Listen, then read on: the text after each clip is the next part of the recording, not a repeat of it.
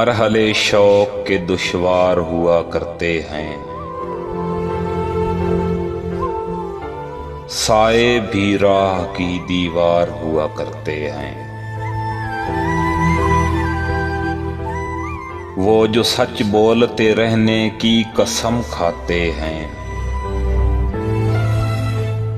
वही अदालत के गुनहगार हुआ करते हैं। सिर्फ हाथों को न देखो, कभी आंखें भी पढ़ो। कुछ सवाली बड़े खुददार हुआ करते हैं। वो जो पत्थर यूं ही रास्ते में पड़े रहते हैं,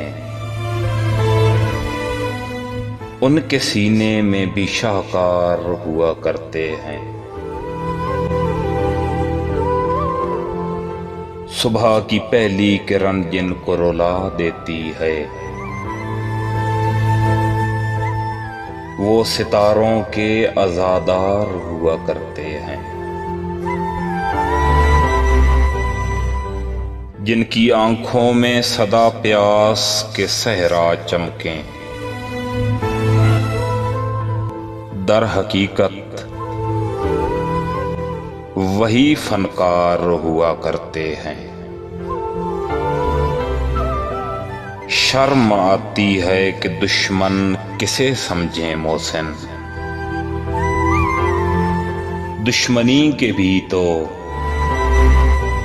मयार हुआ करते हैं।